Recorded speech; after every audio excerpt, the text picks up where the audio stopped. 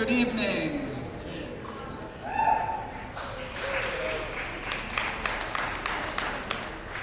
My name is Ryan Coughlin. I am the current, hey Kelly, could you hit the record on there? I'll do it in a second.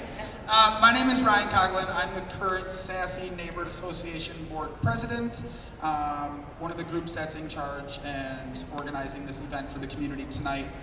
We partnered with WUMBA, which is the Williamson Marquette Business Alliance. They represent all of the businesses that run along Willie Street, Atwood, and Winnebago. So if louder, is there a volume? Is this better? Closer to my face? Again, I'm Ryan Coughlin from the SASY Neighborhood Association. We're one of the three groups that's organizing this event. One of the other groups is the Williamson Marquette Business Alliance, representing all the businesses that run along Willie, Atwood, and Winnebago, connecting them with resources they might need, hosting events in their spaces. If you guys know Chip Cruz from Weary Traveler and Rotunda Cafe, he's back there. He's the president of WUMBA. Yay, Chip. Shout out to him. And the other group is Indivisible Madison East. They are doing a ton of work organizing, getting word out for different candidates and things like that. I want to give a huge shout out to Garver Feed Mill and Garver Events tonight for hosting us. This space is really awesome, and it was one of the first places that I sent a message to, and they said yes right away. So they're hosting us tonight, so if you bump into Bryant or any of the team, please say thank you. I also want to thank all of these 5 candidates for being here tonight. Coordinating with them is not the easiest, but we have them all here.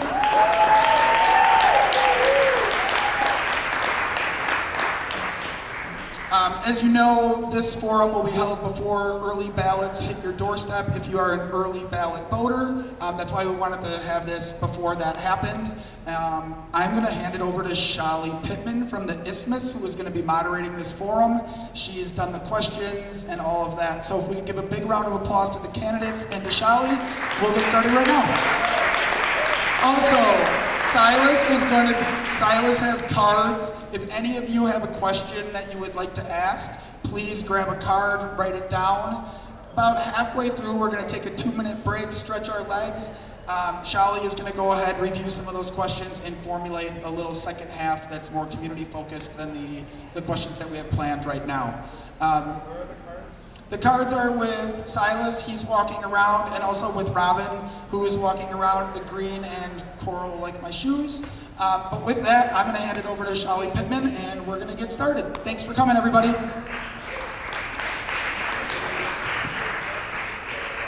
Hey, everybody. Thanks for being here. Hello. So my name is Chali Pittman. I'm the staff writer at Isthmus newspaper, and I am very excited to learn more about all of your policy positions. Before we get started, you know that all Democratic candidates here are with us tonight for the fall primary election, which is on August 11th. Yay, audience participation. So before we start, I'm very curious, and this is to satisfy my curiosity, so thank you. Who here, right now, tonight, knows which of these 5 they'll vote for? Okay, so some, but definitely not all candidates, so it's your job to win some hearts and minds. I want to talk through a little bit about logistics. So before we all gathered, all the candidates rolled a die to select the order for our first question. The die right here comes from the board game Who Can Beat Nixon, which I found in my closet. And so thank you. And then we will rotate the order based off of that. The candidates will have 2 minutes per question. They'll be gently warned by our timekeeper, Jonathan, over here. When they have 30 seconds, he'll wave that flag. When they're out of time, he'll wave the red flag. Thank you, Jonathan, for keeping time. After a 2-minute response, and we do one round, they'll also do a 1-minute rebuttal or response, so we'll go around again. I've prepared 4 questions on the issues, but you are the main driver of this event, so please write down your questions. You can pop them in this basket, and I will go through them. I might merge them if they're on the same topic, but very curious what you ask. So with that, we will get started. Thank you again for being here. So candidates, the first question I want to ask you is about distinguishing yourselves. So, as you are running as progressives in a safe Democratic seat, I want you to introduce yourselves, but then I want you to, in your introduction, tell us one issue or one approach where you believe you're genuinely different from your competitors. And we'll start with Juliana and go right down the line.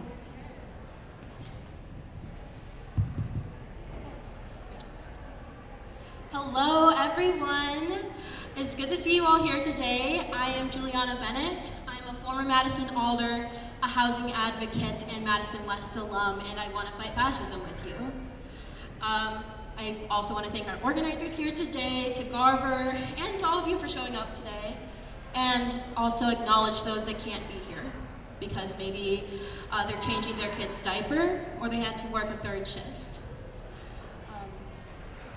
We came to Madison after the '08 housing recession. That's why I went to UW-Madison to study real estate and political science, because I want to solve our housing crisis. But while I was at UW, George Floyd and Breonna Taylor were murdered. And I stood up and fought and co-founded the Madison BIPOC Coalition. Then I ran for city council and was elected at 21 years old.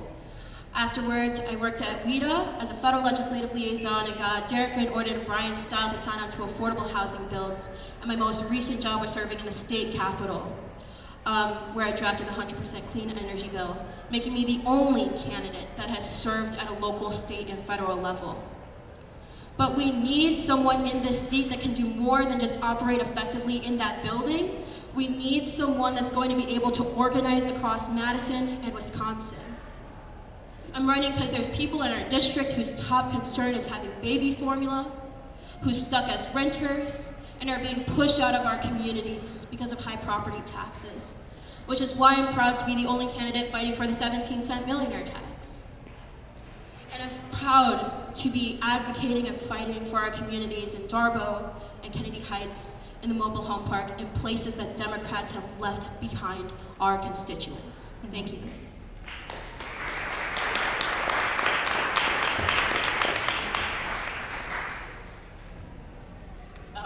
Thank you so much for coming out and for having me, and to all the organizers. Oh, I have to eat it, basically, the link. Okay, fine. Anyway, thank you to everybody who showed up tonight. Thank you for being interested and participating. Thank you to the organizers for making this event happen. I grew up here in Madison. My mom was a single parent, and she raised me and my brother. And one of the things I remember very clearly from my childhood is her telling me and my brother at one point that we couldn't get hurt for the next 30 days because that's when her health insurance was gonna kick in. But my mom was lucky enough to have a state job, and so she had good benefits. And with that, she was also able to put herself through a graduate program at the university. I graduated from high school in 1988, and the state at the time spent about 15% of its budget on the university system. Act 10 came along and it destroyed public sector unions. The university is much more expensive, and so all of the opportunities that I had growing up are basically gone. And that's wrong. I'm running because I would like to see us take our money out of the prison system, which is where it has been put over the last 35 years, and put it back into education and other services for people. I distinguish myself because I spent 20 years as an organizer and 15 years as a journalist holding politicians accountable. I was one of the first people to report on the potential environmental impact of data centers 3 years ago, focusing on the Mount Pleasant data center. And I know how to talk to people. I've worked for a foundation that distributes solar panels across the state and have relationships everywhere from Chippewa Falls to Racine. Thank you.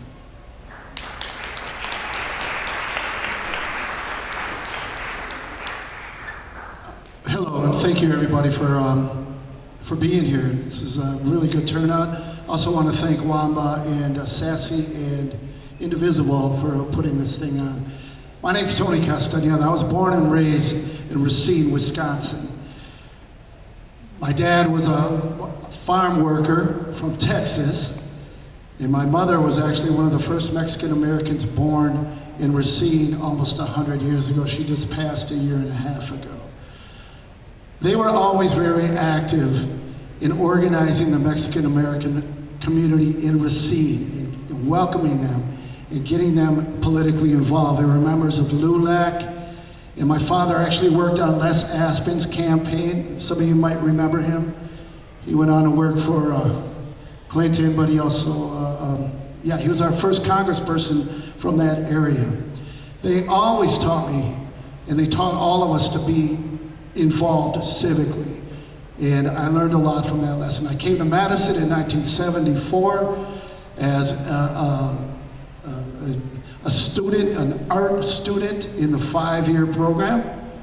Now it has turned into the 50-year program, but I'm still learning.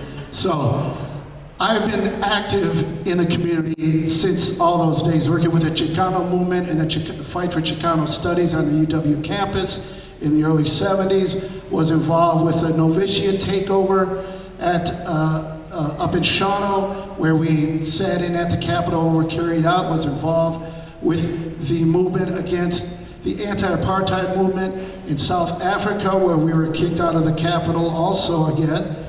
And since that time, this is what I've been doing. I am a radio journalist. I was a host, and I had to give it up, of the Thursday 8 o'clock buzz on WORT. I hope to come back to it after the campaign. And, okay, thank you very much.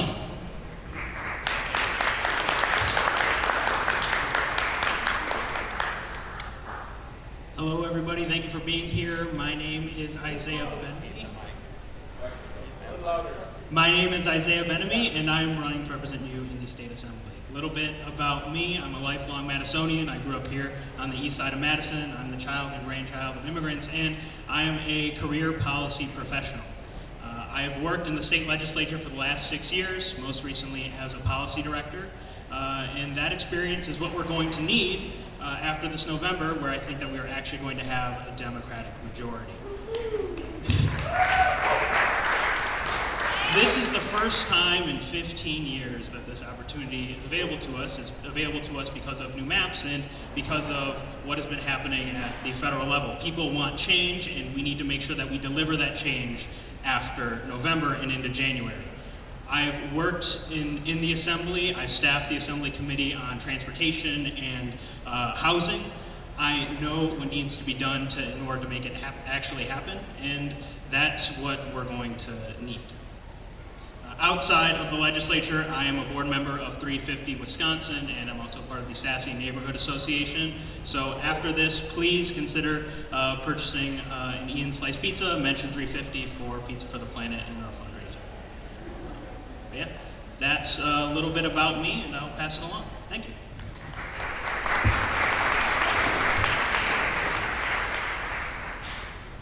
Thank you so much. I am Dina Martinez-Rutherford.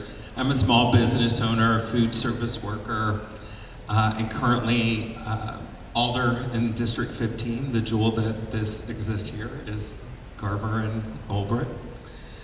I don't have the typical experience of somebody who runs for assembly. I've experienced homelessness and worked for $2.33 an hour plus tips for most of my life. And most of my adult life, I haven't had health insurance. That perspective is what's missing from the state legislature. Because I don't only see all the struggles that my neighbors are going through, I also live them. As an alder, I've been proud to secure over $60 million of affordable housing investments. I've helped to remove credit score from subsidized housing so more people can access homes. And I'm the only candidate who's voted for a moratorium on data centers here in Madison.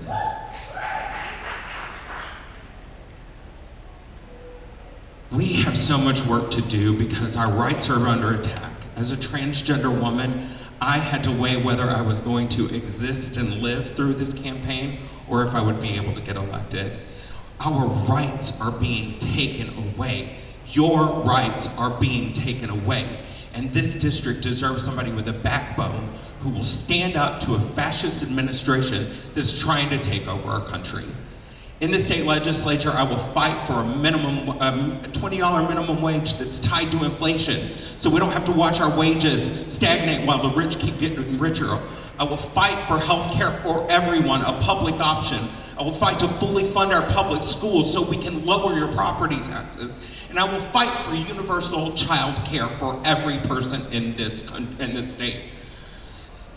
I am looking forward to representing you in the building. Thank you so much. I'm Dina.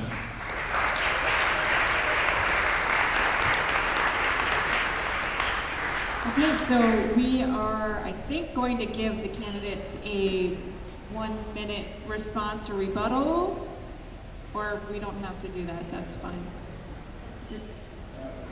I do have a rebuttal. Yeah, okay, let's do it. Just a short one. I don't think you're the only person who supports the 17 million tax.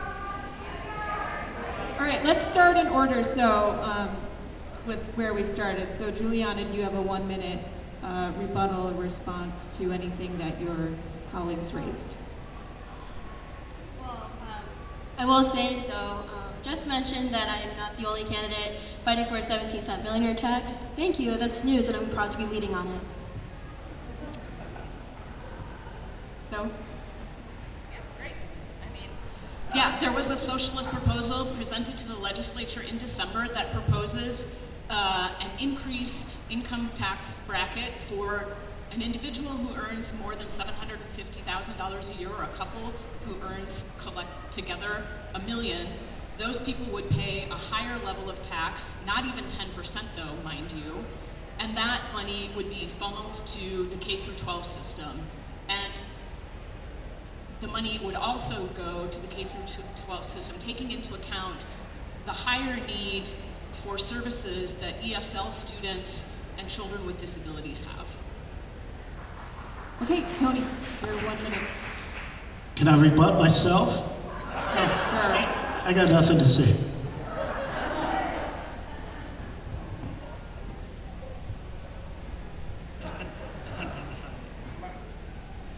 Yeah, I've definitely seen that proposal come through the legislature. It is certainly something that we should be doing. Funding our public schools is incredibly important, and relying on property taxes is not the way to do it. We do need to focus on relying more on our income taxes for higher income earners and actually taxing wealth, and that is one of the proposals to do. I have no rebuttal for anything. Thank you. All right, on to our second question. So, and we're gonna start with Zoe, perfect. So Madison just hosted the state Democratic convention at the Monona Terrace, and their top Democratic leaders seemed optimistic about a blue trifecta. The possibility that Democrats flip both chambers of the state legislature while holding on to the governor's seat. Senate Minority Leader Dianne Hasselbein has shared that in that instance that Democrats achieve a trifecta, some of the party's priorities are funding the Knowles Nelson Stewardship Program and passing a budget that funds schools so they don't have to go to referendum. Candidates, I'm curious about your priority in a trifecta though. It doesn't have to be one of those. What would be the first issue or piece of legislation you would write and push to pass if elected? Yes, this is a day one question, and we'll start with Zoe.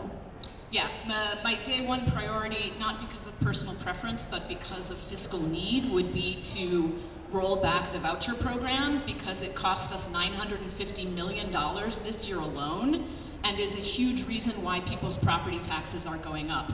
The city of Madison lost $13.5 million this year to private schools. That's dumb. We should not be paying for people to send their kids to private schools. It's true that 50% of the kids in Milwaukee are in voucher schools, and we need to figure out a way to, work with that, because you can't put kids into a situation where they're not going to learn adequately, but there is absolutely no reason we should be funding corporations with our tax dollars when we need public schools?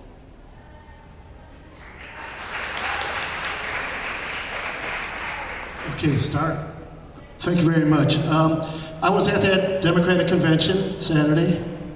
I was not treated well. I was not happy there. It was not a happy place. Okay, I'm just going to say that from the start. There are a lot of things that we need to do. What I want to do, especially after the primary, is that I want to work to organize around the state for these very close races where other assembly candidates are running. The 76th seat, let's face it, we got it. After the primary, whoever wins is going to win. But we need to guarantee that we get that majority. The first thing I would do, though, because there's a lot, and we should also have a plan to get things done within 6 months. Walker and his boys dropped the bomb immediately, all right? And we saw destructive. We got to be ready to do the same damn thing as Democrats and push things. The first thing I wanted to do is to return driver's licenses to undocumented people. And what, you know, and of course, why did they lose their driver's license? Because a Democratic governor signed that bill. All right. So I'm very, you know, I'm running as a Democrat, but I'm also not afraid to be critical of the Democratic Party, not only on a state level, but also on the national level. So that'd be one of my priorities, and I think that we can do that. But I think it's very important that we have a plan in place to push through a lot of these things. Yes, and the vouchers, you know, and that's what we need to develop, and we got to be ready for that come November, right after the election, and in January when we take our seats, we got to push for that. Thank you.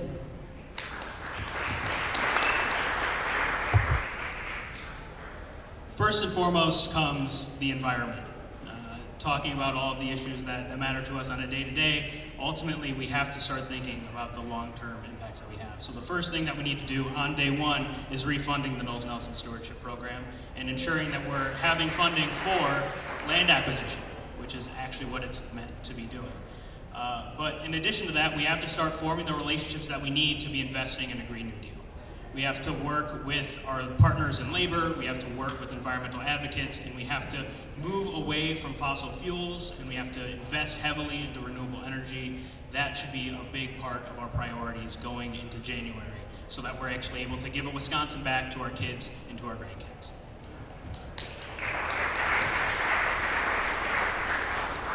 Day one, repeal Act 10.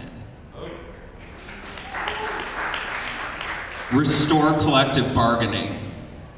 Give more freedom to every city and county to be able to use, to choose labor. Working people are being oppressed right now. The boot of the oppressor is on our necks. Raise the minimum wage. Restore collective bargaining. Give power back to the working people right away. And fully fund public schools and give our teachers a raise that they deserve. These kids, we made a promise to our children, and the Constitution says that we have to fully fund public schools, and Republicans have not done that. It's a shame. Fully fund public schools. Decouple it from referendum and make sure that we get the future that we deserve.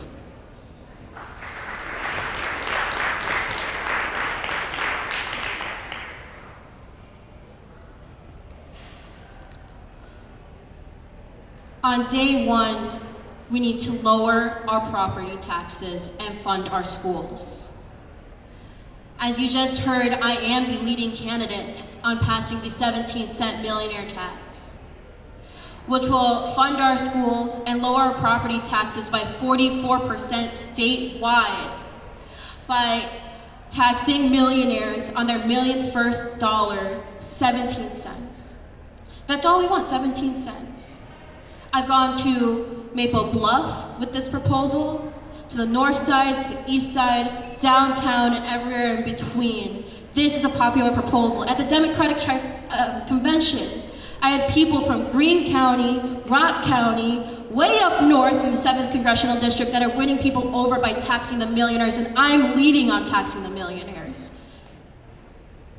Because we cannot sell out our communities. I have teachers in this district that I've talked to that are planning to move out if we pass this 8.5% referendum that was just proposed. There are people in our district that have raised their families here that are planning to move out of this district if this 8.5% property tax is proposed.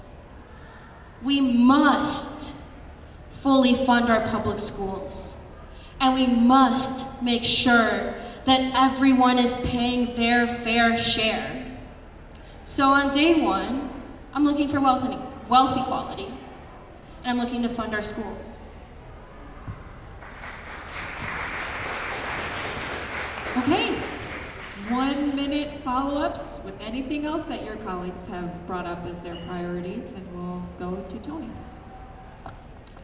Just a couple of things on the whole voucher issue.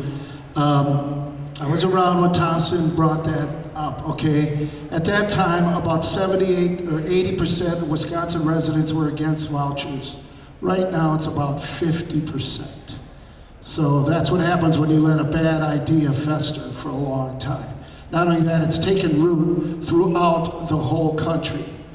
I'm not saying we can't fight it, but we definitely should. That we should just end it. It started in the state of Wisconsin. It should end in the state of Wisconsin. As far as the data centers and all that, and working with labor, the labor community, well, if you listen to Milwaukee Brewers games, they got a lot of labor organizations, operating engineers who are touting and praising the development of data centers as something they need. Of course, if you listen to Brewers games, they also have adult diaper commercials too. But, so not to say it can't be done, but that's what we're facing. Thank you. Speaking about lowering property taxes on day one, one of the things that 17-cent tax millionaire bill is that it doesn't have the support of the full Democratic caucus as of yet. One thing that does have the support of the entire Democratic caucus is the homestead tax credit expansion, ensuring that we are able to give a tax refund to folks who are making less than $35,000 a year, hoping to keep more people into their homes. I think that we should expand that tax credit even further. But there's a lot of work that needs to be done if we are going to pass that kind of sweeping tax legislation. And I have been working in the legislature. I know what it's going to take to actually get that bill across the finish line. Let's hand it down to Dina. Nothing? Oh, okay. And back to you. I don't have a rebuttal. I'll stand on what I said before, so thank you.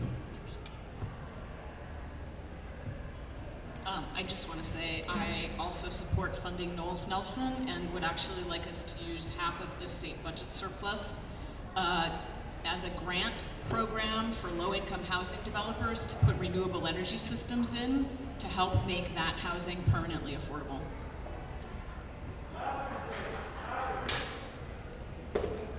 Are you asking to be louder? All right, really shout into it, folks.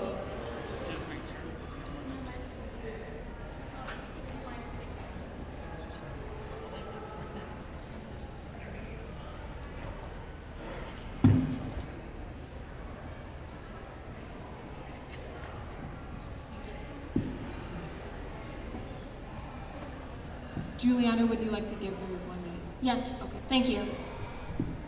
I'm really glad that my fellow candidate brought up lack of consensus in the Democratic Party, because that is the fucking problem.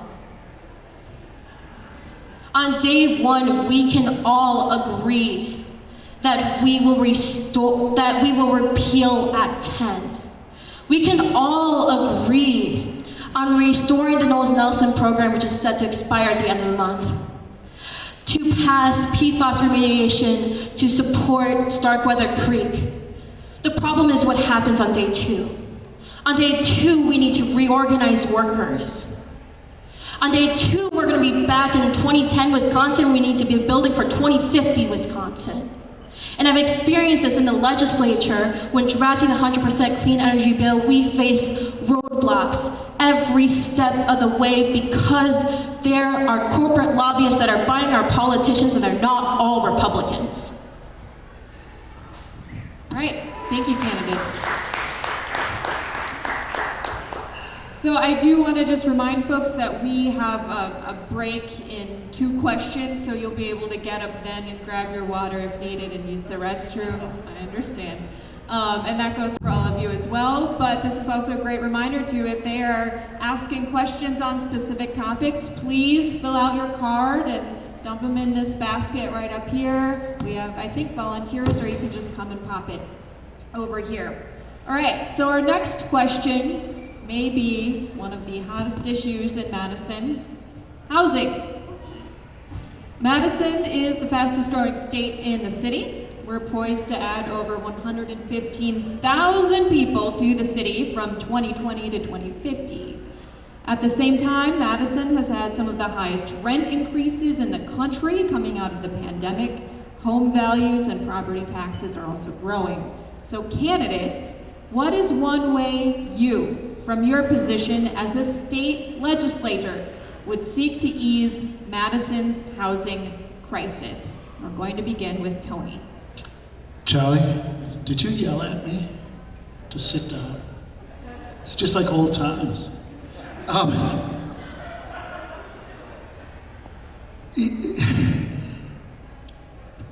We all know that there's a supply issue here right now in Madison, all right?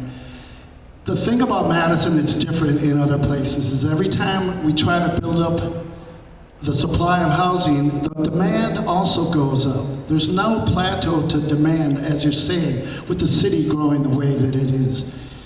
You know, we are at a 3% vacancy rate in the Madison area, and we've been that way for like 16 years, all right? And I know I've been here for 50 years, and I've been living in this district, and I've seen the rents go up, not as bad as it is now, and I've seen that. And I've talked to my neighbors and everyone we're talking when we're knocking on doors, this is their biggest issue for homeowners. I know people that were paying $7,000 3 years ago, now they're paying $15,000, which seems to be the going rate. One thing that I would like to do to relieve the pain on homeowners is that I think we need to implement a linkage fee. And that is a fee on developers, a one-time fee and a charge that they have to pay per square foot, be it $1 or whatever, that would go into our general revenues to help bring down the property taxes for people. This is a plan that is in place in places like Los Angeles, in Boston, and that's one of the things that we can do. Yeah, I'm sure there's some other things that I can't think of right now, but that's one of the things that I think that we can implement to help bring down lower taxes. And I also would like to see a freeze on property taxes for retirees, for all retirees and people on fixed income.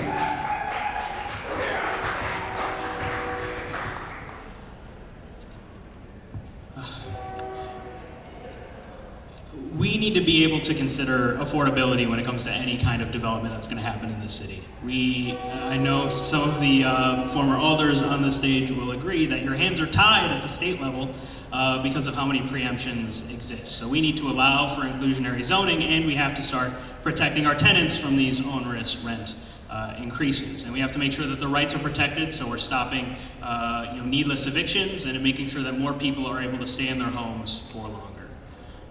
And when it comes to property tax freeze for those who are elderly, one of the things that we're going to come up against is the uniformity clause.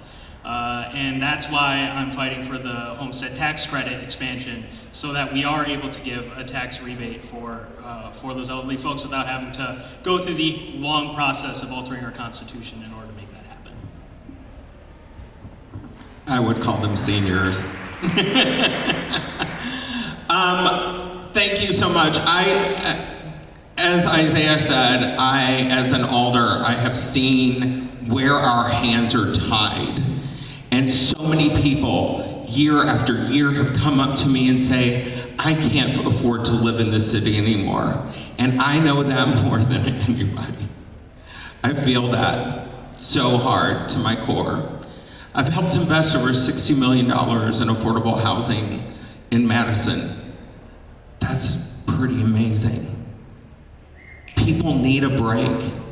We also need to, at the state, make sure that cities are able to accomplish their goals by overturning all these preemptions. We need to be able to use every tool necessary to make sure that we're meeting this housing crisis head on. Every human deserves housing. That's why we need to also think about how the state is addressing homelessness. Currently, Madison's budget invests more in homelessness services than the entire state budget.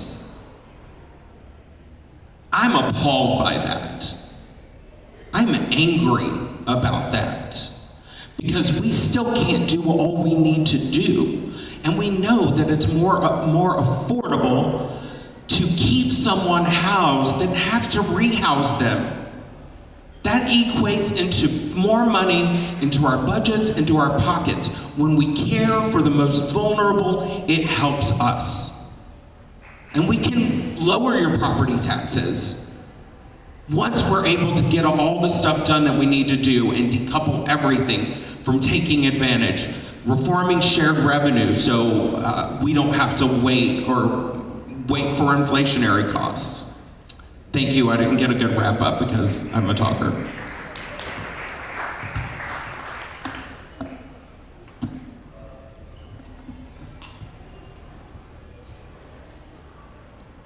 We need to make it easier to buy a home and to stay in your home. I started this off with talking about how my family lost our home in the 2008 recession, but after losing the opportunity to be homeowners, we became renters, and we became evicted renters. In 22, my dad experienced cardiac arrest. He survived, but because he was laid up in the hospital, he was evicted. That should not happen.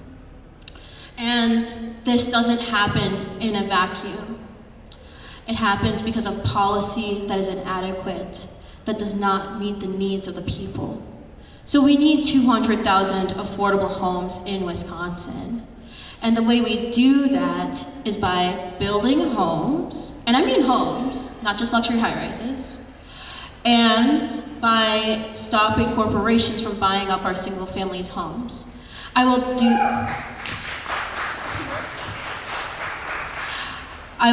that by taking the $2 billion, with a B, dollars that we are giving Microsoft for data centers and put that into building homes for working Wisconsinites.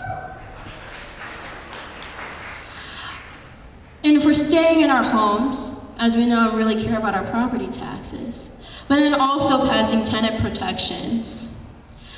We have passed over 100 pro-landlord bills in the past decade that needs to be undone on day one as well. Look, right now in Wisconsin, the only plan we have to solve the housing crisis is built by the Wisconsin Realtors Association, but I think I got a better plan.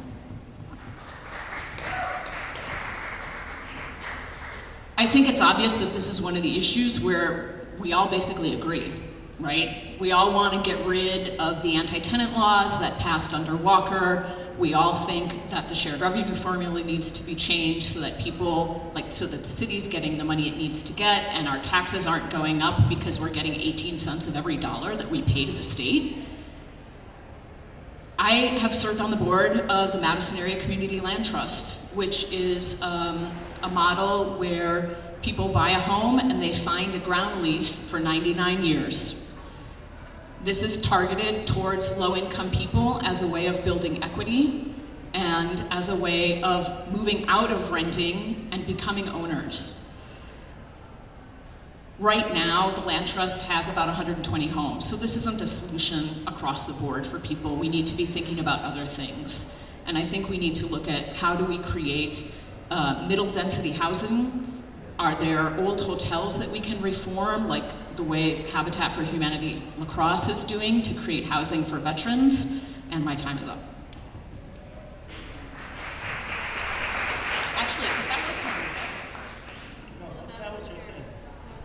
now we're going to rebuttals, so we would start with Tony. I think it's 1 minute. Anyway, you get the point, I think. No, I mean, it's fine.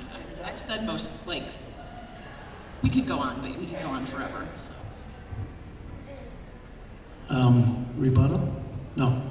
Yes, so now we go to a 1 minute rebuttal or comment on other items that your colleagues have All right, now that you mention it, I think that Diane Hendricks from ABC Supply, I think we should charge her a tariff.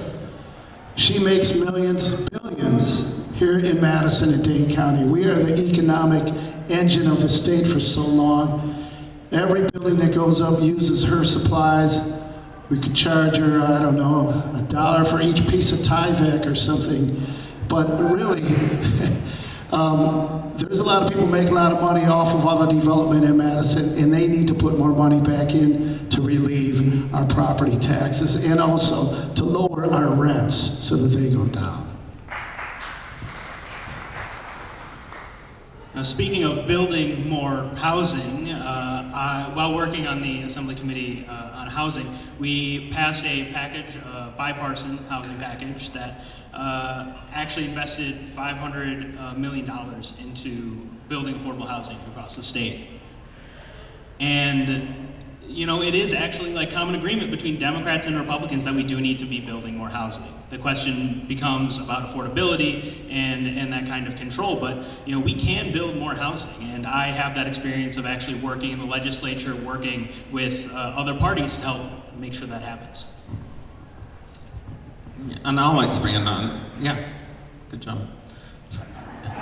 I'll expand on some of the things. You know, at the city level, I spearheaded the cottage court zoning to offer some more missing middle home ownership and housing choice for Madisonians who want to downsize, who don't have megabucks to do it, and who don't want to live in a huge house or an apartment.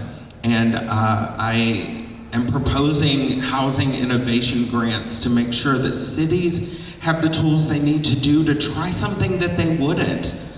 Let's incentivize innovation so we can meet this crisis in a way that's going to benefit every city the way they need it to benefit them.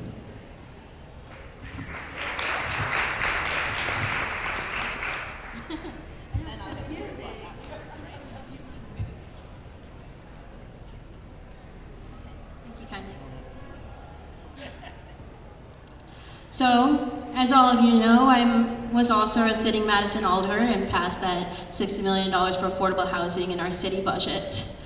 What I did further than that was, and as someone who endorsed me, Marsha Rummel, Brian Benford, Sabrina Madison will note, I kept us up until 2 in the morning to solve our housing crisis. And I see you, Marsha, I know it was annoying, but it was important.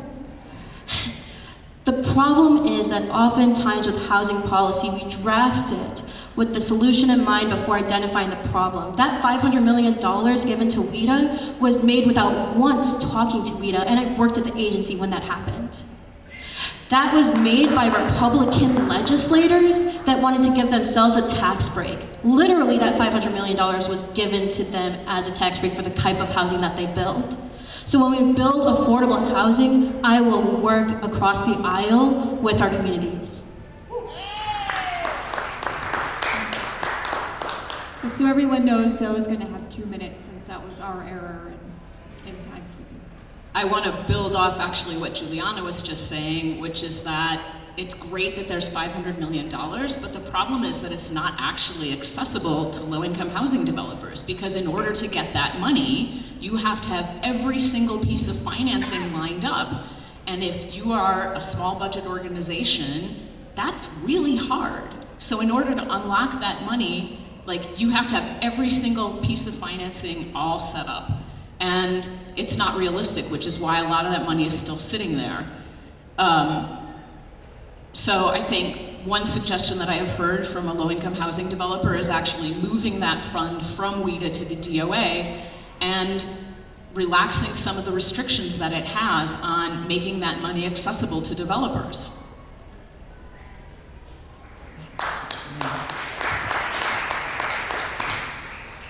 I think that's it. Zoe was the last. There.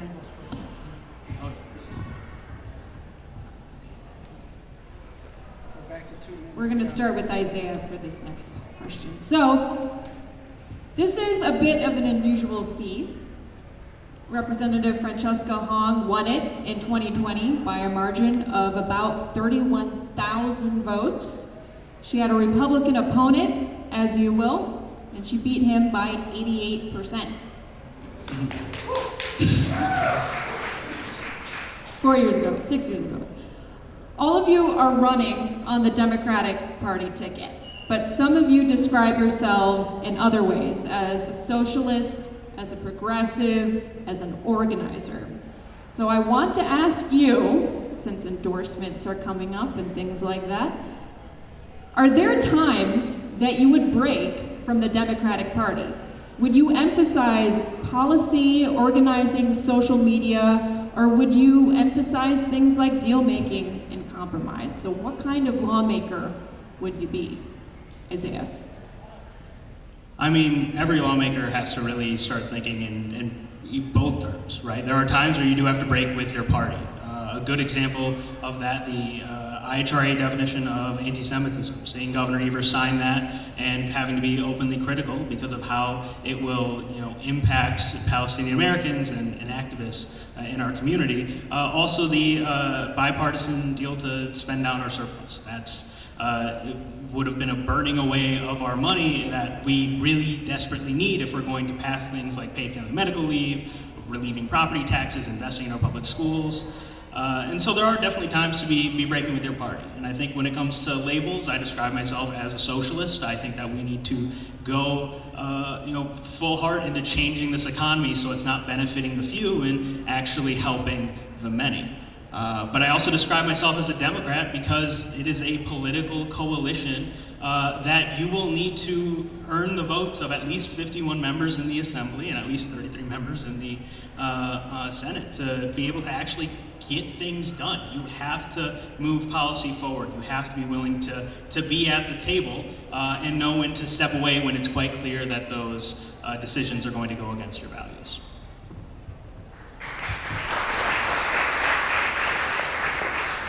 I've identified as a socialist since the 90s, and I'm also a Democrat. I believe in building coalition. I'm a collectivist. I believe that we're responsible for each other, and decisions don't happen in a vacuum. So I've spent the last 5 years building relationships throughout every strata of government to make sure that when the time comes, I will be able to leverage those relationships to get stuff done. If you look at my endorsement list, you'll see a lot of people that I agree with and a lot of people that I absolutely don't agree with and have voted differently than. I build relationships and I live in community, and it's our duty to make sure that we're working together for the betterment of the people of Wisconsin. When it comes to it, I have a backbone. I can stand up when I believe that something is right, and I will stand up when when our Democratic coalition decides that negotiating the dignity of working people is acceptable.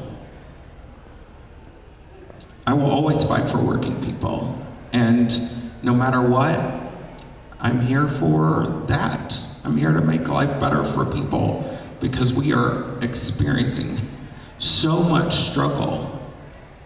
And it's gonna take bold, progressive change and relationships to get through what is coming, what is happening in this federal government. It's gonna take people with backbones to stand up to that. And I don't know if you've noticed on my face, but I'm pretty damn furious about watching our rights and freedoms and dignity being negotiated away.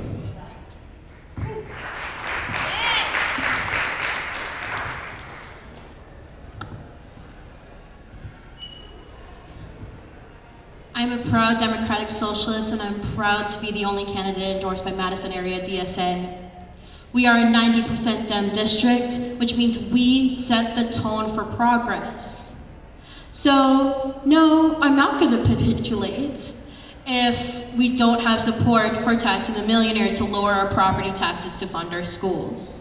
And there will be times, I know, when Democratic leadership will come to my door and ask me to compromise on our living wages, on funding special education to 90%, and more, and I will not compromise on our values. The thing that I bring to this seat is that I am an organizer. I am, and I will be the first queer and black woman elected to the state assembly. I gotta level with y'all, honestly. I knock your doors, and some of you tell me that I'm the third person that has come to your door. Our campaign team is organized in Darbo, in Kennedy Heights, in the Mobile Home Park, in Vera Court, in Northport Apartments, and they haven't met a politician ever. And I don't know where my opponents are all the time, but I know that I am very grateful to be the first person to knock their door. And what matters is that we fight for those people that say their top concern is having baby formula, diapers, canned food goods, and basic human needs. So, when we organize across the state of Wisconsin, I will be going to the places where Democrats don't go.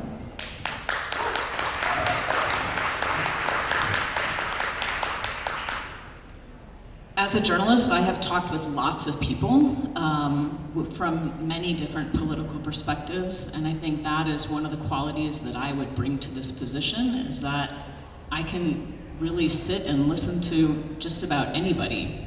Last year at a lobby day, lobbying for the environment, I went to Van Wijngaard's office, who is a MAGA Republican, and found common ground with his chief of staff over the fact that AI is a financial bubble that's going to destroy us. You know? There were lots of other things we did not have in common, but we could agree on that. So,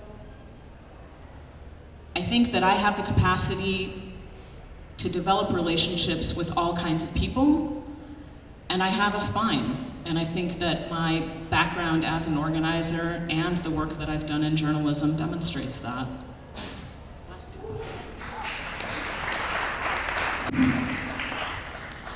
Aurelia, you're clapping too loud. I agree with a lot of the Democratic Socialists of America's principles. I like their platform. I think it's good. My own son called me from Minneapolis and said, "Pop, you're running against some DSA guys. Why don't you join DSA?" My politics, I'm a Chicano. And Chicano politics are about community. They're working class politics. They're about working class analysis. They're about fairness. And they're about justice. And that's what I stand for. I also feel that there will be struggles with some people in the Democratic Party, but I think that I am able to reach and talk to these people, and especially if we get the majority. We've got to be unified. But not only that, I'm not afraid and unwilling, and I know I'm very able to also talk to a lot of Republicans, you know? And believe it or not, there are some good ones. And there are conservatives and people that believe that are not Trumpers, and it might not be racist. And we have to be able to convince them also and work with them. If we really want to make this change, we can do it. I think what we really got to deal with is a lot of our Wisconsin roots and the Wisconsin politics and what they meant, and to bring people back to that. And yeah, I have no problem with that. And if anybody listens to my radio show for the last 33 years, they will know that I've been very critical of the Democratic Party at times for various things. In these last 33 years, they've made a lot of mistakes, and even more. So I am not afraid to take the Democratic Party to task. Thank you. All right, 1 minute rebuttal. Yeah, one of the things I do want to highlight, and Julia mentioned, is that there will be times when Democratic leadership will come to you and ask you to make compromise and do this, that, or the other. And I've worked in Democratic leadership. If I just wanted to take my cues from them, I would have kept that job. But my job is not to represent just the Democratic Party or Democratic leadership. The job of this position is to represent you. And that is what will come first for me as your representative.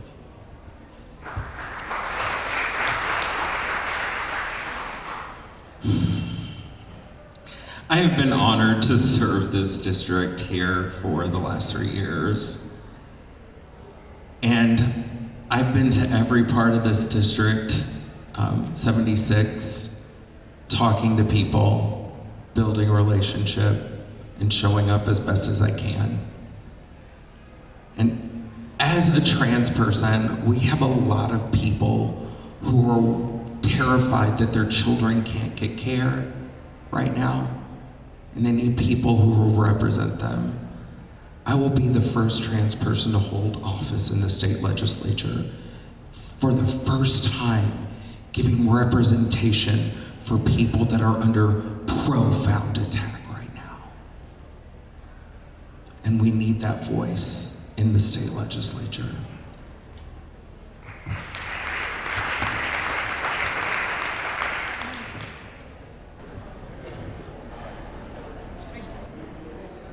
All right.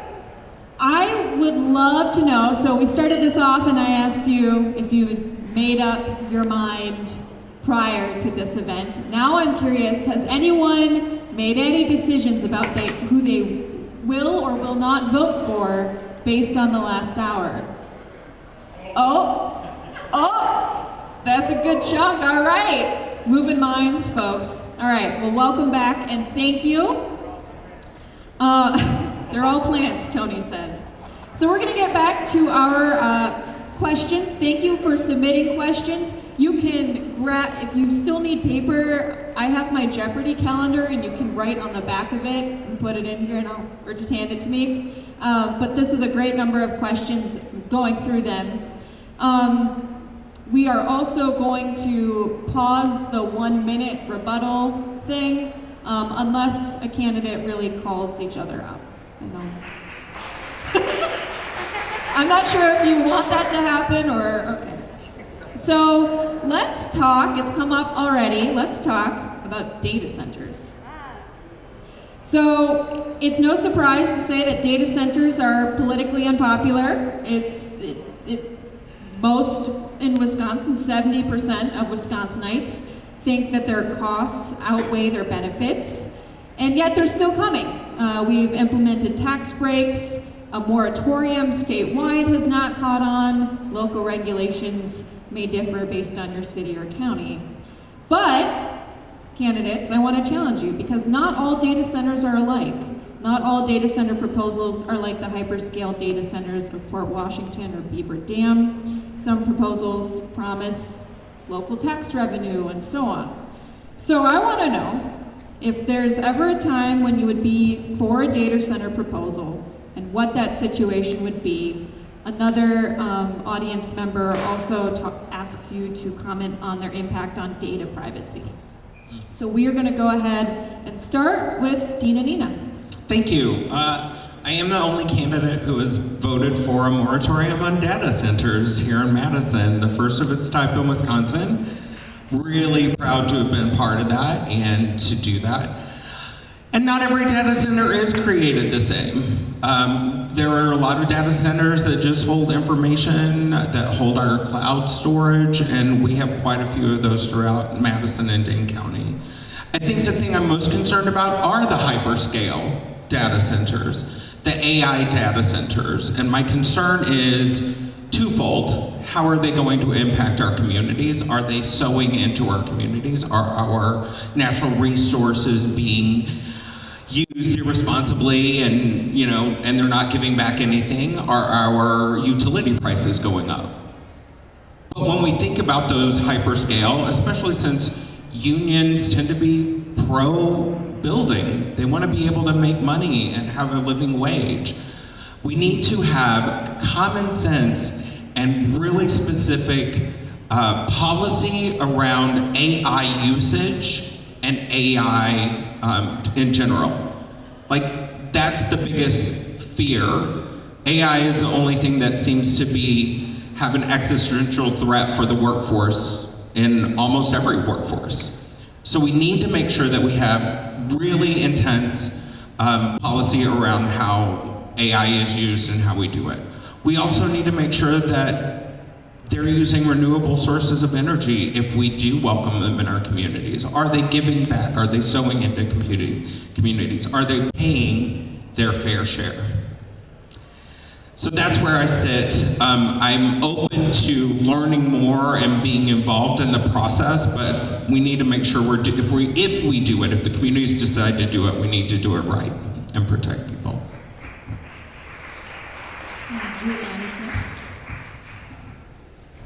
Thank you. I'm proud to say that had I been on the council when data centers became a major issue, I would have been happy to vote on data center moratorium, because that is necessary. And that is why I'm supportive of a statewide moratorium of at least 1 year. And joining our current representative, Francesca Hahn, on that. But the thing is that when it comes to the executive powers, the job that we are seeking is to pass data center regulation. And within that data center regulation, I'm supportive of the socialist bill, Control Alt Delete, so that we have control locally over our public utilities, that any data center that wants to come to our communities provides a significant level of public good and creates alternative forms of energy usage, particularly that of renewable energy. And until that happens, then, data centers should look out. The big thing I have here too is I met with our workers in IBEW. They want to build and they want good union jobs.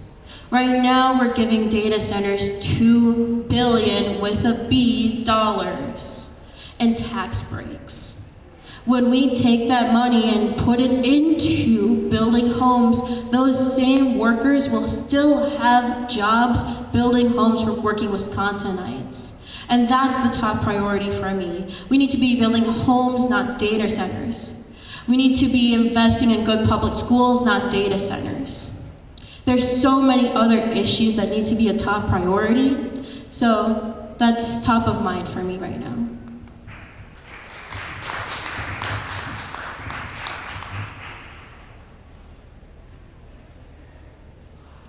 AI is obviously an incredibly powerful tool. Unfortunately, we're seeing it used to destroy trust in information and to further divide us. But, I have a friend who's an investigative journalist who uses AI in her research, and it's incredibly helpful and allows her to work much more quickly. And I have an acquaintance who's a PhD student at the at UW Hospital, and he is also using AI for his research. So I think that there are uses for AI that are legitimate and valuable, but we have basically no federal regulation of anything related to the tech industry, and now we are seeing the consequences on the state level.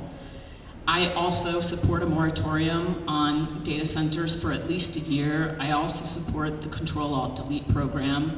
As I said, I was raising concerns about this issue 3 years ago. I don't think it's enough to ask data centers to use renewable energy. And of course, there are differences in data centers between hyperscale ones and the one on Monona Drive that is pretty innocuous. But I think we do have to, one of the things we definitely need to do in regulating data centers is prohibit the use of non-disclosure agreements. I mean, basically what we're seeing all over the state are high-powered attorneys going into small towns and taking advantage of local clerks who don't have the legal expertise to know what they're getting into and who are facing financial problems because of our broken shared revenue formula. So, part of the reason we're seeing this explosion of data centers is, yes, the legislature gave a gift of tax credits to data centers, which is unconscionable, but also our shared revenue formula is forcing communities around the state to try and figure out how they're gonna pay for their costs. And this, somebody shows up with a big proposal And if you don't know any better, you go for it.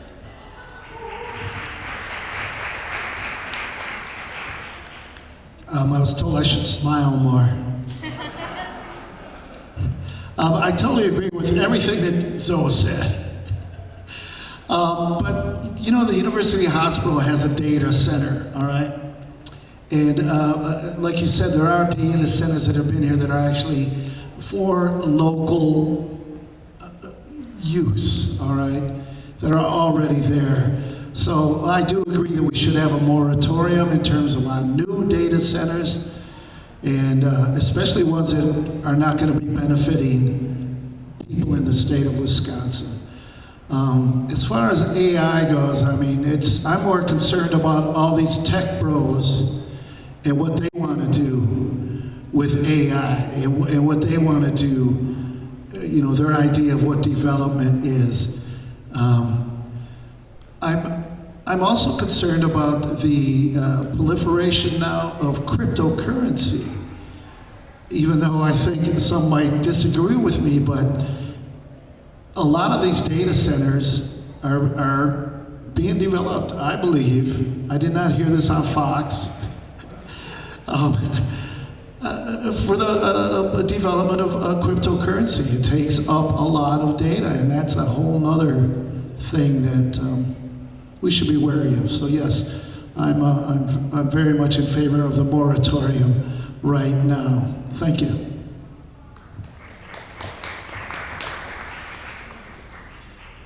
Great to see that we have some agreement on having a data center moratorium. I would like to add myself to that list.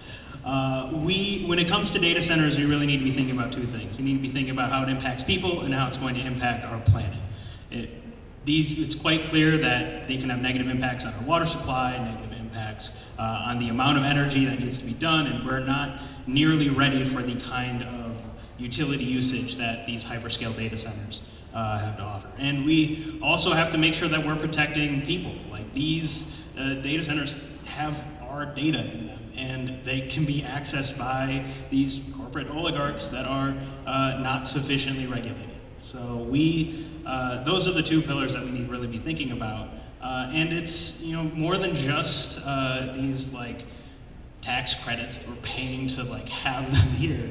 It's whether or not we even allow them at all, and that's why we need a moratorium. Because first and foremost, we get to decide whether or not they get to be built. It's another question entirely in a much higher bar, in my opinion, if we're actually going to be using your money to subsidize them.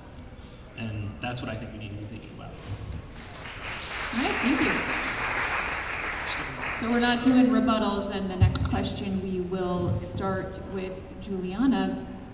So I got a question from someone verbally, not on a card, who pointed out that these you candidates have organized around many social justice issues combined.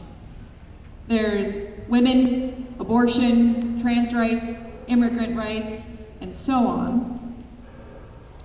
I'm wondering how the Trump administration complicates that, and what specific legislation you would write to protect the rights of those previously mentioned: women, abortion rights, trans rights, immigrants' rights. We're gonna go ahead and start with Juliana. Sure, and Black Lives. Yes. Yeah. Look, earlier in this forum, we talked about how we don't have democratic support for taxing the millionaires. But as a queer and Black woman, there was a point in this time where my very existence on this stage was illegal. And we need to remember that when we think about chipping around the edges versus standing up for what is right. I believe that we do not have queer liberation without trans liberation. We do not have queer liberation without Black liberation. So when we talk about these issues, we must be talking about liberation for all of us. And what that looks like is making sure that trans kids have access to the gender-affirming care that they need.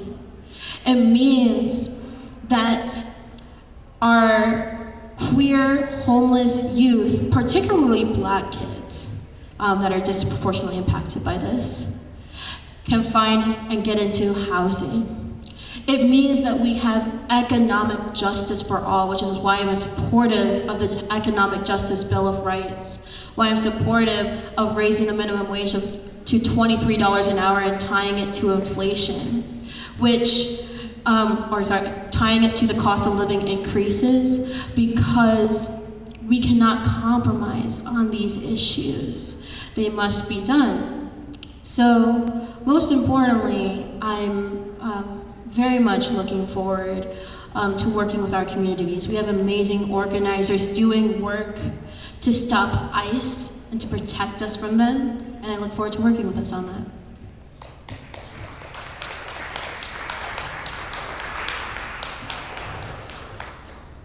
This is a great question, and it's really hard. Hard and also not.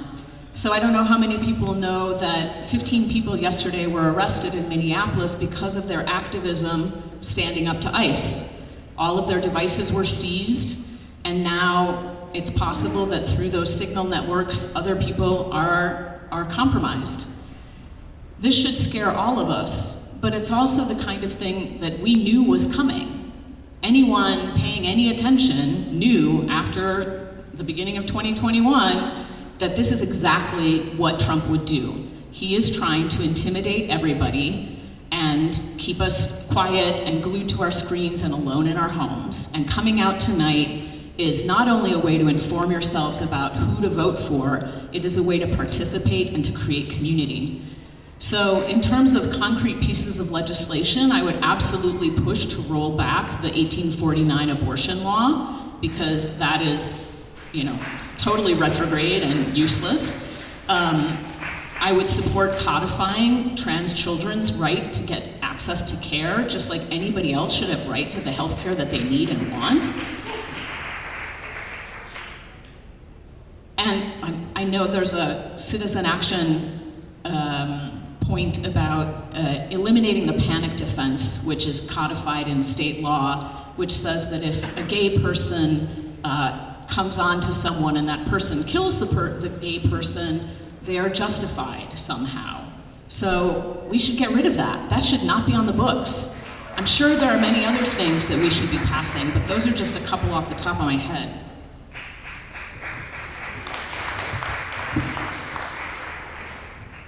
Well, of course, we all want to abolish ICE, but that's not going to happen as long as Trump is in.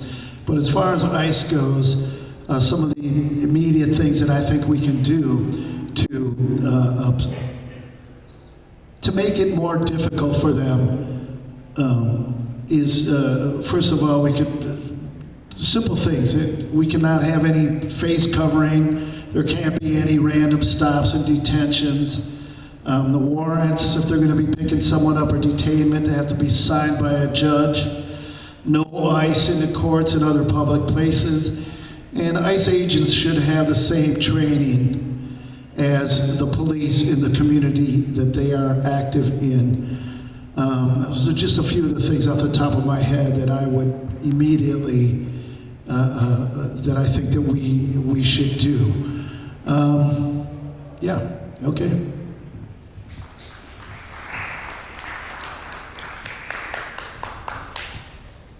As a Jewish American, I was taught the old poem, First They Came For. And I'm sure that's something many of you have heard. And the message, as it resonates to me, is that our rights are not protected unless everyone's rights are protected. From our transgender neighbors, from our immigrant neighbors, everybody deserves the freedom to be able to live their life in dignity. And so some of the things we need to do in order to make sure that that happens is enshrining the right to reproductive care into law, enshrining the right to gender-affirming care into law, and fighting back against the Trump administration's violation of our civil rights and their attacks on our neighbors. If we show that we are strong as a state, if we show that we are strong as a community, then we will all be better off tomorrow.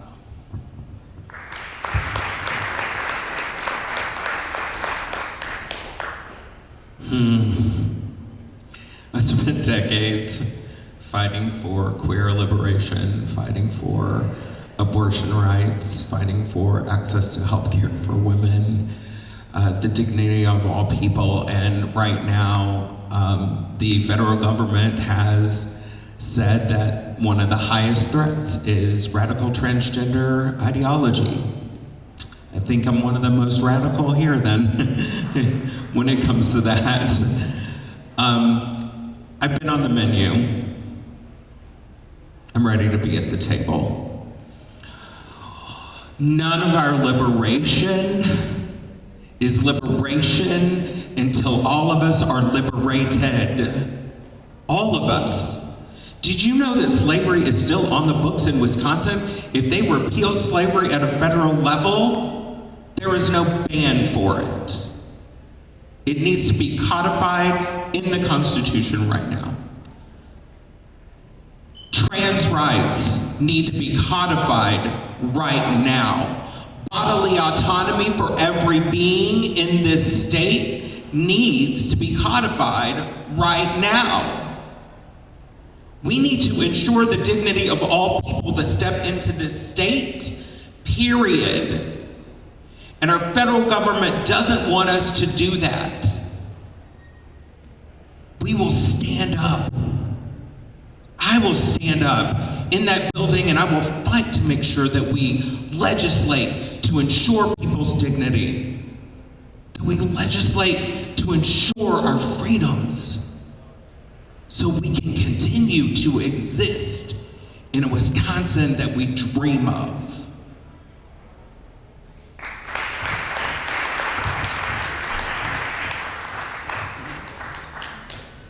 We are going to start with Zoe for this question. This could be a bit of a lightning round because it's nice and zippy and simple. Who are you supporting in the gubernatorial primary and why, Zoe? Francesca Hong, because she's the only one standing up for a moratorium on data centers.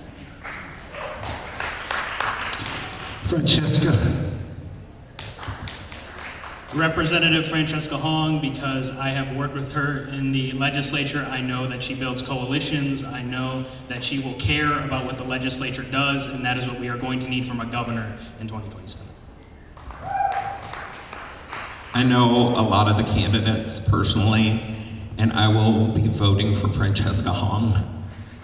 I know her character, I know where she comes from, and she has my vote.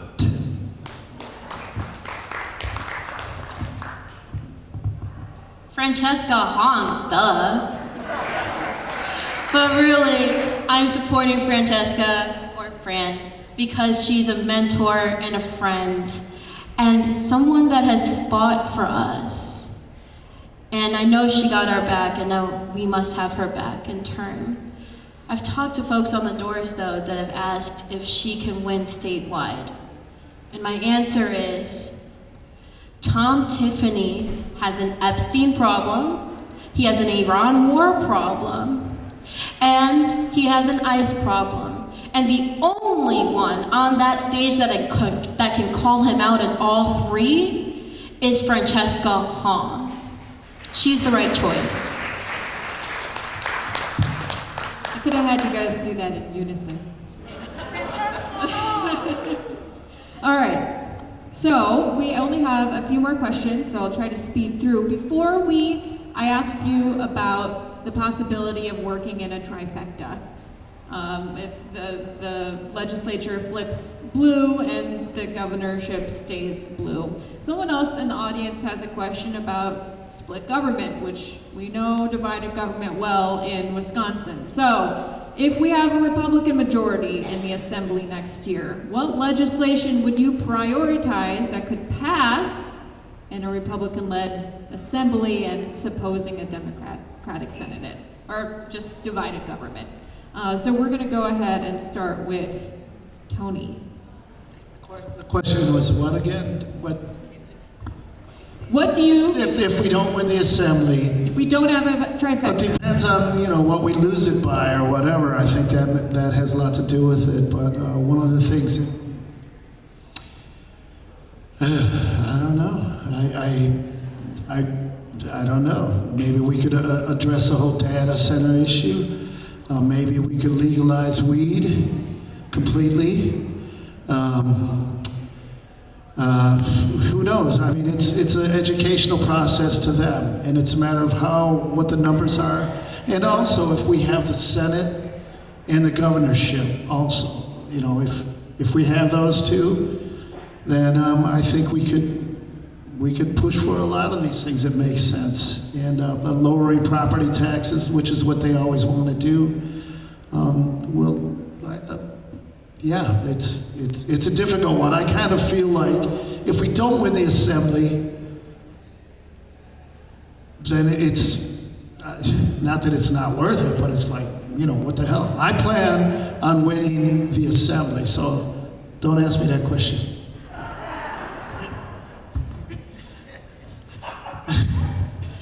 I totally understand not wanting to plan for failure, but you know, working in mixed government has been the reality. It's been the reality for the last 15 or so years. But the thing that I think that we would actually be able to get done, that I think would be most appealing, especially to this crowd, is ending private equity's ownership of single-family homes.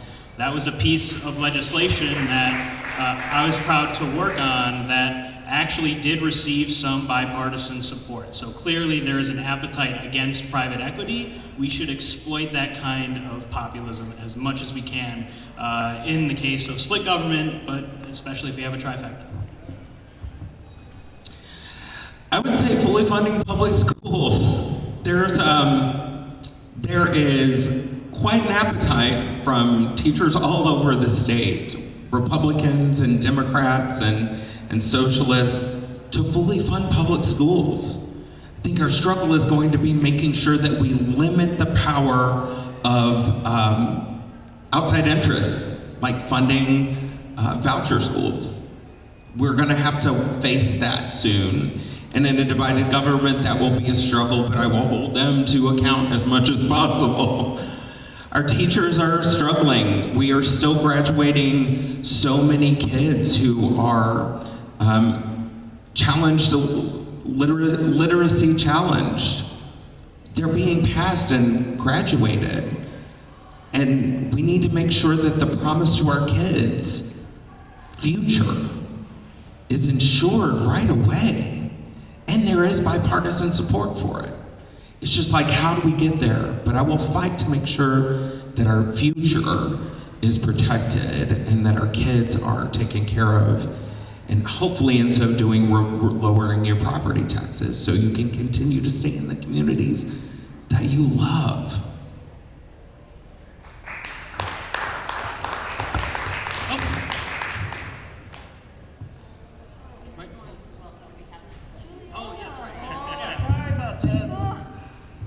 Thank you.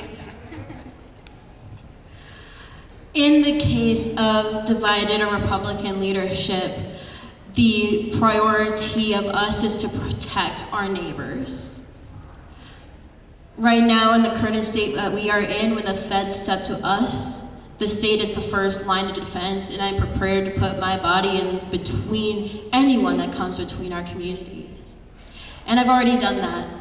In 2024, as an elected official, I put my body between police officers that were trying to hurt Palestinian Minnesotans, and I was assaulted by said police officers. But that night, we kept our community safe.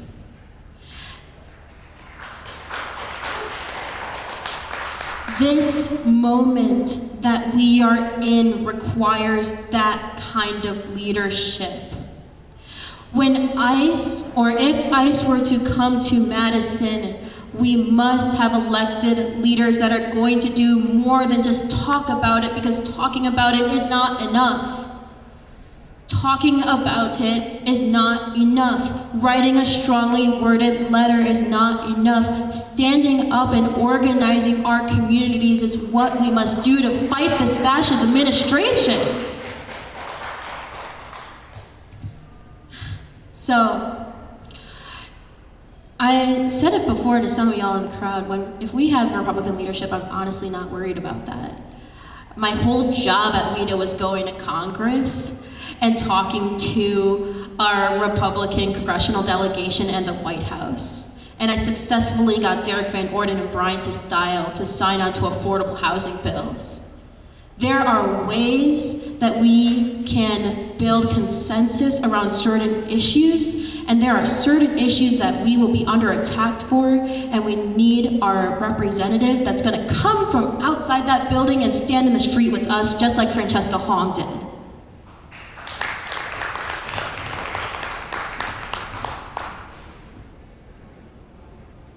If there is a divided government, then thinking about what things could you pass, I agree that actually we have more common ground than we're led to believe a lot of the time.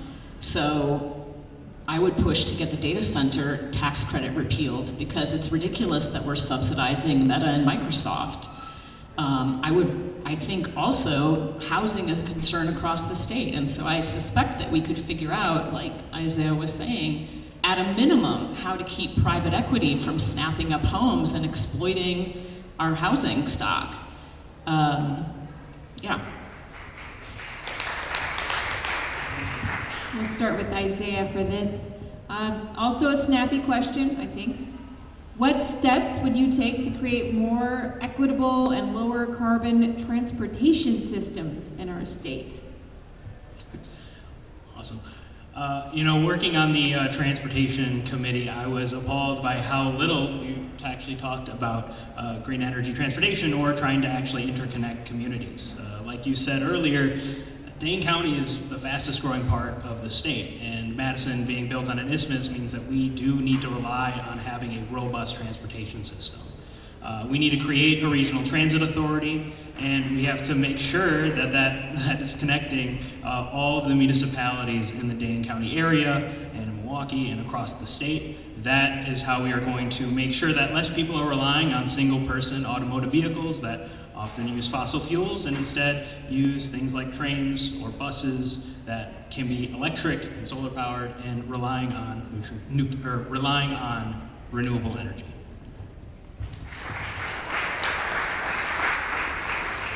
I will second the RTA, Regional Transit Authority. I think that's vital. And what we're seeing in Madison, as someone who served on the Transportation Commission, is that we can make renewable energy buses work. Where we have a full articulated bus fleet that is 100% electric, and we've made it work in the winter, which was suspect before. We have proven it, and we're doing it here in Madison. We could have had high-speed rail. We could have had high-speed rail, but Republicans don't want us to have good things. They don't want us to connect and know each other. So we absolutely need to prioritize making sure that our cities are connected. We have spaces in this state where people can't access health care. If they don't have enough money to pay for gas, if they don't have a vehicle, they need to be able to get to Madison for the care that they deserve, or Milwaukee. And those all are closing because Republicans in the federal government have chosen to deny care to people, to deny funding to states because we're progressive and poor people apparently don't deserve to belong. We need to make sure we are taking care of people, and all of that means taking care of transportation for people so they can get to school, so they can get to work, so they can get to the hospital, so they can get their kids to child care. That is what we need. Thank you.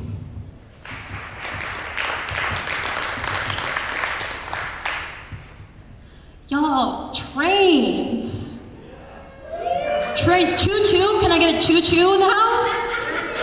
Choo-choo, yeah, we're gonna choo-choo our way all the way to the legislative capitol and beyond. Look, we are the closest we've been to getting trains now than we have since Scott Walker. And on the low, I think our Trump administration and with the help of Ron Johnson actually really want trains. It's a really niche thing because for some reason Trump hates Robin Voss because he didn't approve his election results or overturn the election, and Robin Voss hates trains, which means Trump loves trains for Madison. So low-key, we we could have a train for Madison, and as your state legislator, I will make sure that gets done. As a transportation commissioner for the city of Madison, I'm proud to have passed our initiatives regarding complete green streets and bus rapid transit, and I would be remiss to say that that is enough, because when we go to the north side, we don't have a north-south BRT line, nor do we have bike lanes in that area. When we go on East Washington, the state is responsible for a lot of those traffic-related deaths because East Washington is a state-run area. So yes, I want our RTAs, and it will also invest in transit and transit-oriented development in the areas that need it the most. And get us some trains. It's true, we are, Sean Duffy, in spite of being very conservative, is like actually working to get us a train, which is amazing. So also, I agree, we need to enable the taxing authorities that would make it possible to have regional transit systems. I would also like to see us improve our bike infrastructure. I know someone who lives in Wanakee and works in Madison, and that person would bike, but there's no real safe way to do it, so they drive. There's no safe way to bike to Sun Prairie. There are other communities not so far from Madison where people would bike, but it's not safe. And so, you know, that maybe is a local solution, but that is something that we can do that definitely has a climate impact. Beyond that, I have to say, Dane County is a real leader in terms of installing the charging ports for electric vehicles. And this is something that we could expand around the state. We can also get rid of the surcharge on hybrid and electric vehicles because people who own those vehicles should not be paying extra. Looking at my notes, we did talk about Walker in the train, but if I remember, wasn't it Democratic Governor Jim Doyle who canceled the train high-speed rail deal?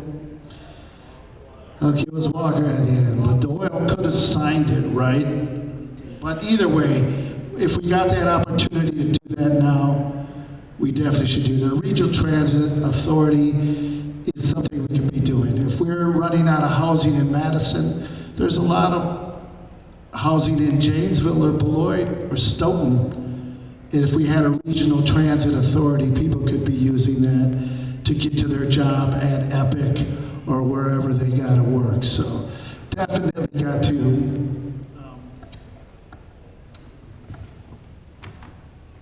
we definitely got, public transportation should definitely be supported. And, you know, yeah, that's it.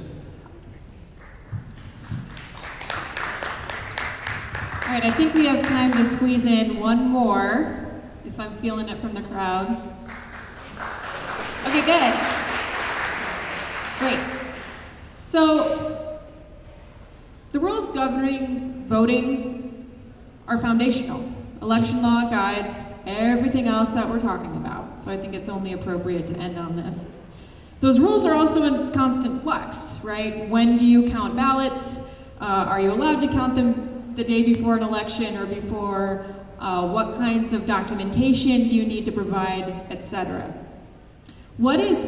So we have a question from the audience that says, how will you defend the voting rights of our Wisconsin citizens from the federal government?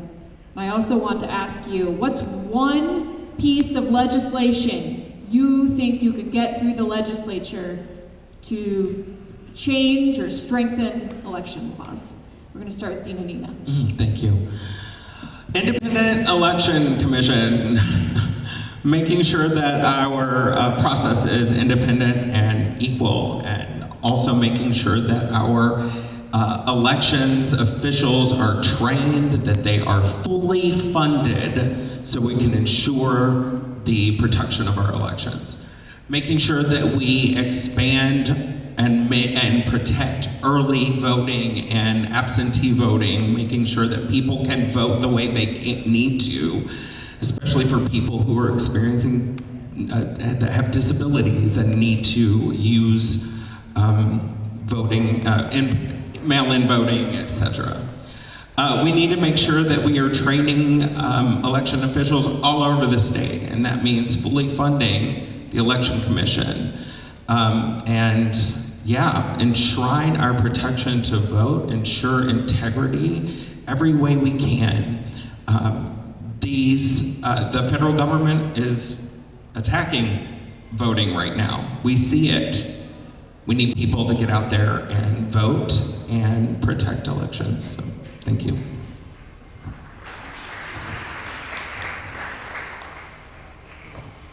Sure. Black people in the South are being erased right now today after the Supreme Court decision. That is for shame. In 2027, it is incumbent upon us to pass an independent redistricting council, but an independent redistricting council that takes into account the communities of color that are going to be left out because of that Supreme Court decision.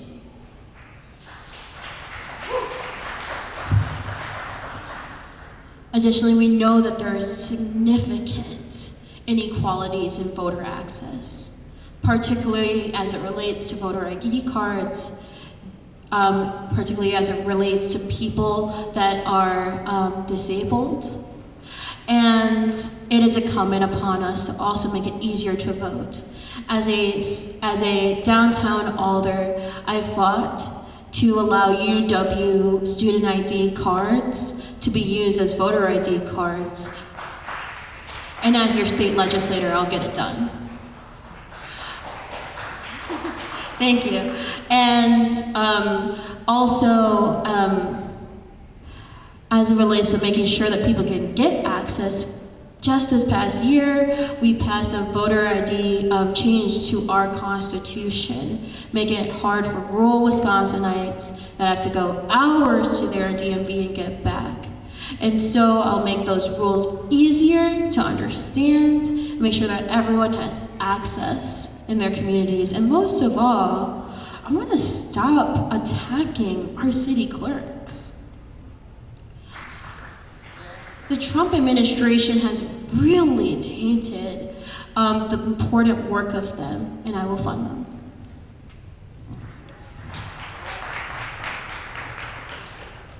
I mean, all of these are great points. I have worked as a poll worker since 2020, and so I have firsthand experience with what it's like to be in a polling station when it's crowded and you need to get everybody through and make sure everything gets processed. We should repeal our voter ID law. We have the strictest voter ID law in the country, and that has disenfranchised thousands of people. We should make it possible to count absentee ballots before Election Day, and here in Madison, we should have a centralized counting facility. Those ballots should not be going out to the different polling stations. We should follow Milwaukee's model. There have been too many mistakes here. Let's just, deal with the problem head on and just not send those ballots out to different polling stations.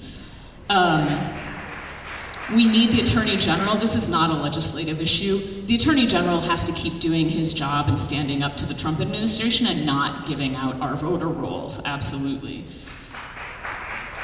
And obviously we need to guarantee absentee and early voting and make it easier for people to register to vote. I also think we need ranked choice voting. And frankly, I would really like us to have a proportional system. But ranked choice voting, I think, would take a lot of stress off of people when it comes to Election Day, because you have a situation like this, and how do you decide, right? We need to keep the election control within the states as it's been in the Constitution, number one. The centralized voting facility, I think we are building one at the Ale Asylum right now. I don't know if that's where they're going to be bringing the ballots. And we also should be registering people at the Division of Motor Vehicles when they're applying for their driver's license. And every youth that turns 18 should be automatically registered to vote in the state of Wisconsin. Those are some of the things we could do. But to fight this onslaught from Trump, who's got a bunch of election deniers in charge of elections now, that's why we got to keep it under our control. And we got to, as a state of Wisconsin, not only do we just got to protect these things, but we got to be proactive in making it easier for people to register and for people to vote.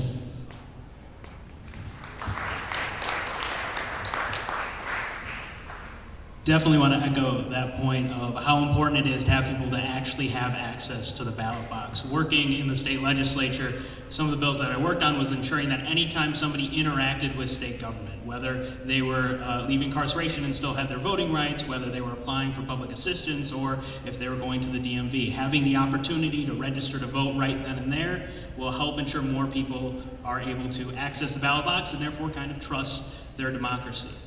Another thing we have to do is making sure that we're taking redistricting out of the hands of the legislature, which has a clear interest in how those maps are drawn, and putting it in the hands of an independent commission. That is going to take constitutional changes, and it's going to take ensuring that we have the political will over multiple sessions to make sure that happens, so that next time a majority changes hands, it isn't immediately going back to what happened 15 years ago. These are all things that we can do to make sure that people believe in their democracy, and they're the things that I will fight for as your state representative.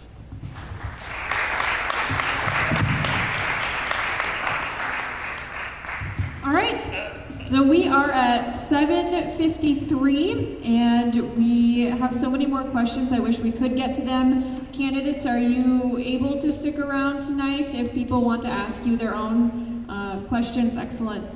Looks like everybody's nodding yes.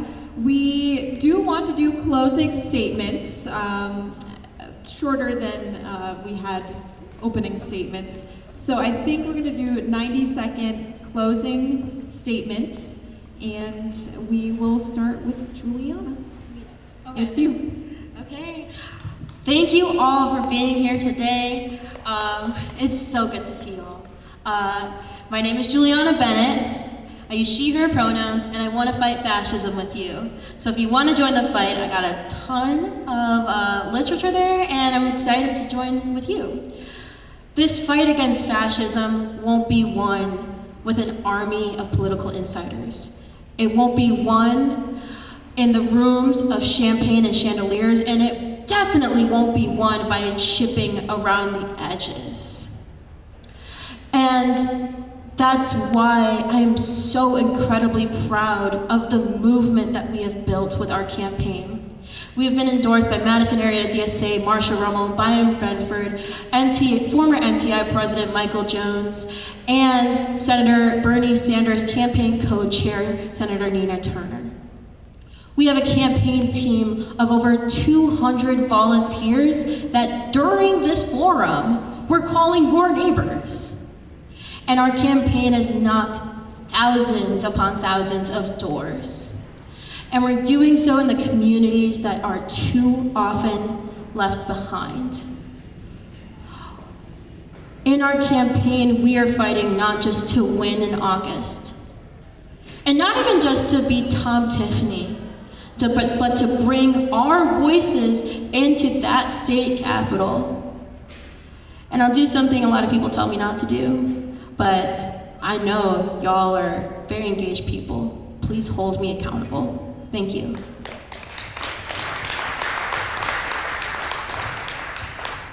I want to thank everybody again for coming out. I decided to run because it's something that I've wanted to do for a long time, but also I believe that Wisconsin can reclaim its progressive past, and it can innovate all the policy solutions that we need to really meet this moment and build the systems that we need to take care of people in the 21st century.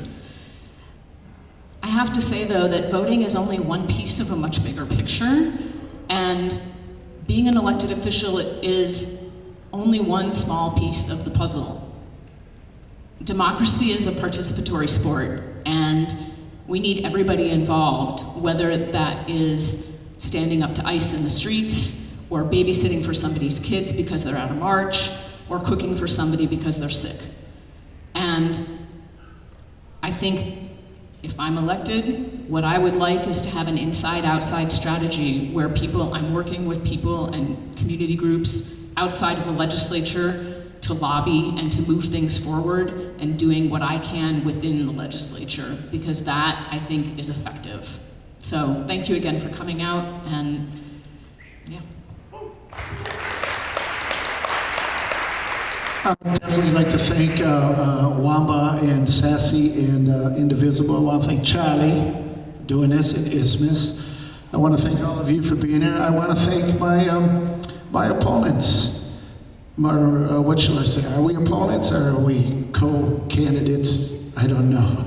A couple things that were not mentioned today that I think were kind of interesting had to do with the homeless issue and also the corrections and what's going on. And I would just, not to praise, well, we don't have to be Minnesota, but Minnesota spends, this year, they're going to spend about close to $250 million statewide from the state government to kind of address, someone said it was $500 million, really, I don't know, it's up there, to address the whole issue of homelessness. The state of Wisconsin currently spends $5 million on homelessness issues. All right. Minnesota incarcerates about 8,000 people in their prison system. Wisconsin has 22,000 people in our prison system right now. Those are things that we need to do. As far as running and why I would like your vote, it's very hard to differentiate from us. We're all coming from a progressive angle, if you will. I feel that I will bring something new to the state government, and you'll see. Thank you very much.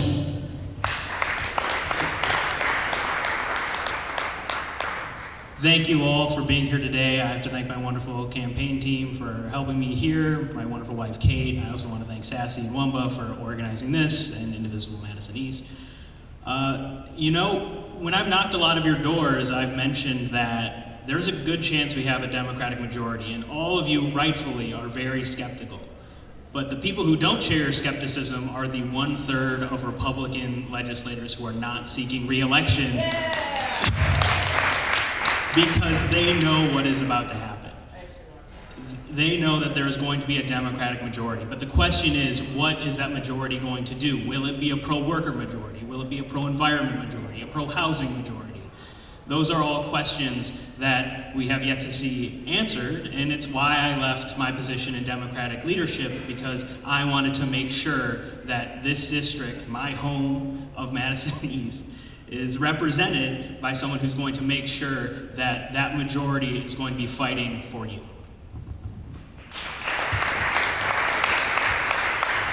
Sorry, I'm going to stand up a little bit. I'm not sorry. I want to say thank you to everyone for coming out tonight. Thank you for giving your time to us tonight. Thank you to SASY, Garver, Wumba, Chali. Thank you all. When I first moved to Madison in 2012, I landed in this part of Madison. And it's the first time as an adult I ever felt like I belonged somewhere. Over the last 3 years, I've had the honor and privilege of serving Aldermanic District 15, and I've gotten to know so many people, and I show up for community wherever I can.